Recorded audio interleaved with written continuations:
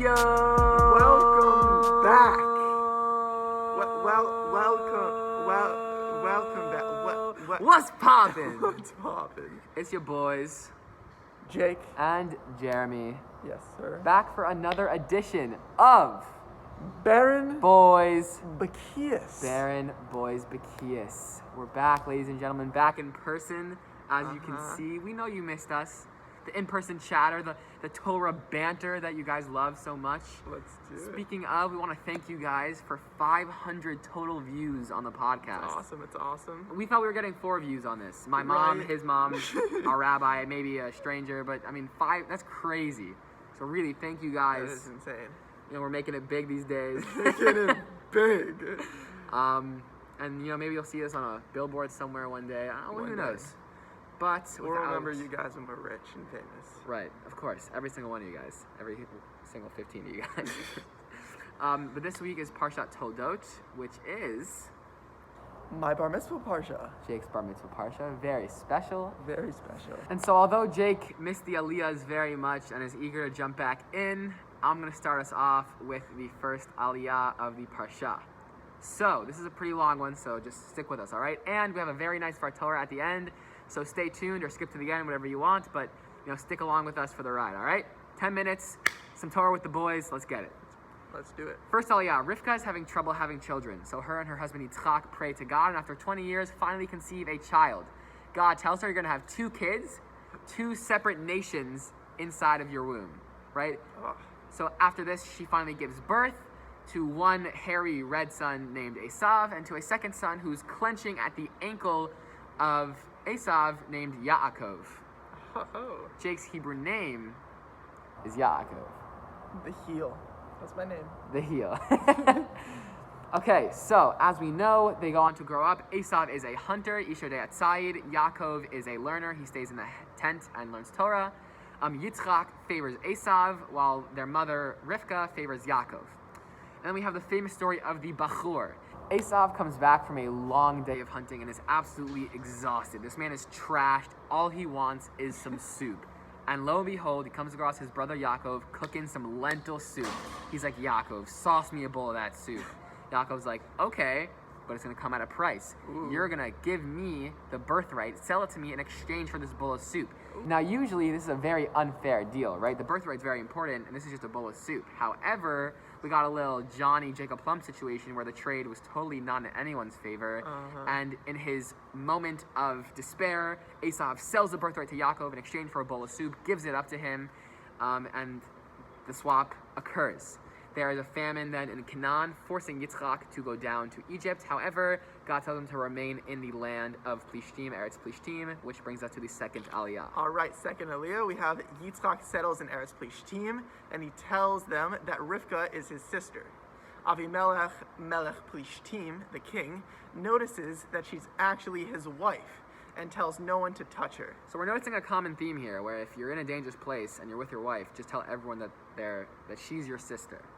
So if you're ever like, Maybe not in modern times, but definitely if you're like back- in Harlem with your wife, just tell everyone that she's your sister. definitely like back in the days. Right. I'm not gonna go out and say it. All right, so no one touches her, and Yitzchak out harvests everyone in Eretz Plishtim by 100 times. This dude was racking in some wheat. Yeah, this man was rolling. So he's very Rolling wealthy, with the and wheat. with his money, he redigs up some of the wells that Avraham had dug that had been covered.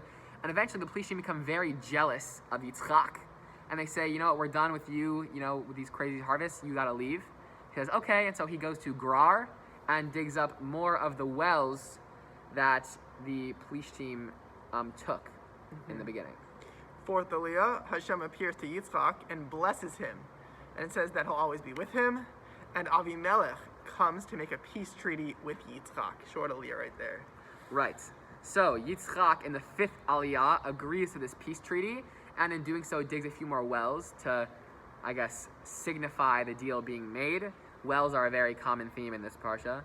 And then we go back to Esav, who at age 40 marries 2 wives, and they are very idolatrous. They're not God worshippers, which angers his parents very much. At this point, Yitzchak becomes blind, as we know, And he famously summons Esav to give him a blessing, but before so, sends him into the field to get some meat for his dad, right? His common practice of retrieving meat for his father. Now, as this is happening, Rivka gets Yaakov and attempts to get him the firstborn blessing instead of Esav. So she dresses him in Esav's clothes, puts animal fur on his skin, and makes a meat dish and gives it to Yaakov. And Yaakov approaches his father and says, "Hi, I'm Esav. Where's my blessing?" And then we have the famous line, "Hakol kol Yaakov hayadayim yidei Esav," which we'll talk about at the end. We'll talk about that later. And it works, as we know, and Yitzchak is fooled, thinks it's Esav. He eats the meat and gives Yaakov the firstborn blessing. All right, sixth Aliyah, we have Yitzchak blesses Yaakov with the dew of the heaven and the fat of the earth, and he grants him mastery over his brother, thinking it was Esav, of course. Right. Esav arrives and is told by his father that he already gave the blessing to his younger brother. Now, Esav is mad heated. Man is pissed. This dude's pissed. And Yitzchak realized that he just pulled a big whoopsie. Right. So he gets a minor bracha from Yitzchak, but at the end, it says that Yaakov is actually going to be a master over him. So it wasn't very good in the end. Esav is determined to kill Yaakov, but Rivka hears about this and gets Yitzchak to bless Yaakov again and send him on his way to Haran to find a wife. In the seventh Aliyah, Yitzchak sends away Yaakov with his blessing to his brother-in-law Lavan to marry one of his daughters, which, as we know, turns into two of his daughters, but that's not going to happen yet. And Esav gets married again to Machalat, who is the daughter of Yishmael. And that concludes the Parsha. Okay, so now on to the next segment of the show, the DaFiomi portion, where we discuss with you guys one idea from the DaFiomi this week, in Eruvin this week, that we really liked. All right, in the DaFiomi this week, it has an Agadata on Daf 101, Amud Aleph, first part. It says that Micha comes to the Jews and says, the Jews are like thorns. They're compared to thorns. Now you might ask yourself, Jeremy, what might you ask yourself? Why would you compare Jews to thorns? I thought thorns were bad things. They're pointy, they hurt you, they're annoying. Why are Jews like thorns? Well, that's a great question. Thank you. So, thorns actually protect the breaches of fences that broke. So, if you have a broken fence, usually thorns come and they protect those little parts that are broken. This is just like the Jews. The righteous, specifically the righteous Jews, that the righteous Jews are the ones that protect the other Jews.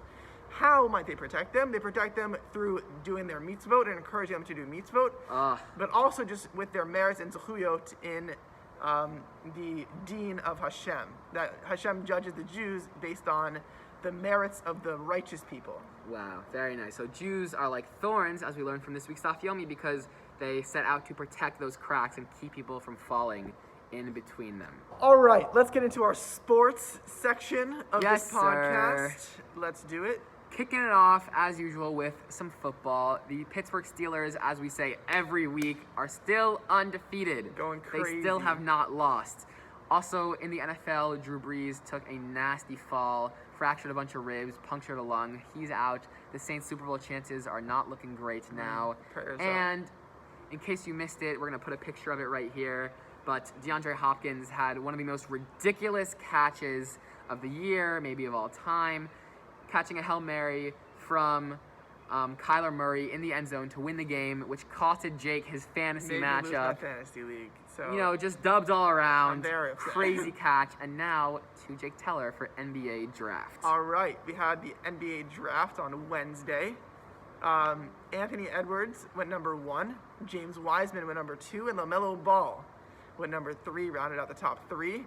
And we had 2 Israelis in this draft. Yes, sir. Two Am Israelis. Yisrael Chai, baby. 2 Israelis in the NBA draft this year. We had Danny Avdija go number 9, top 10 to the Washington Wizards. Highest ever of an Israeli in the draft. And Yamadar, who went 47th pick to the Boston Celtics. Congratulations to both of them. Congratulations to the country of Israel. And elsewhere in basketball, Klay Thompson just re-aggravated his ACL injury. Tragic to see him go down again. And we're not sure what's going to be the outcome, but, prayers up to him. In golf news, I know you guys are at the edge of your seats. Oh yeah, some golf news, baby. Dustin Johnson won the Masters, people. Wow. Dustin Johnson. Wow. Give it up for DJ, baby. What a guy. Wow. Okay, so now we want to give you guys, the beloved part of this show, the Davar Torah, a special note from us to you to bring home to your Shabbat tables, discuss with your family. And as promised, we're discussing the line, Hakol Kol Yaakov V'Hayadayim Yedei Esav. You want to just give some context? Yes. So, as we said earlier, Yaakov comes to Yitzchak disguised as Esav, comes for the blessing because Yitzchak sent Esav out to find some meat. He sneaks in there, and as he gets to Yitzchak, Yitzchak notices there's something weird. He says the voice is the voice of Yaakov, but the hands, because he put on the hairy skins, so the hands are like Esav. Now, there's a little bit more to this than you might think. Right. So the question, begets itself. Why would he not just say, "Are you Esav?" A few seconds later, he asks, "Are you sure you're Esav?" But why would that not be the first question he asks? Why does he start by saying the voice is the voice of Yaakov, but the hands are the hands of Esav?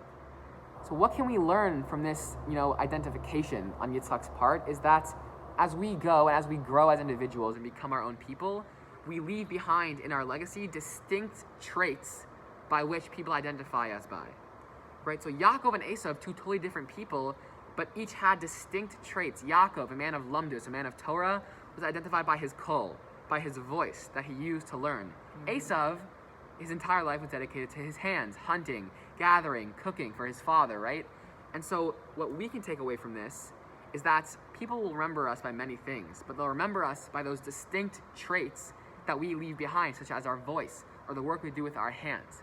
And so it's important to, at certain points in your life, look at yourself and think, what traits am I defining myself by?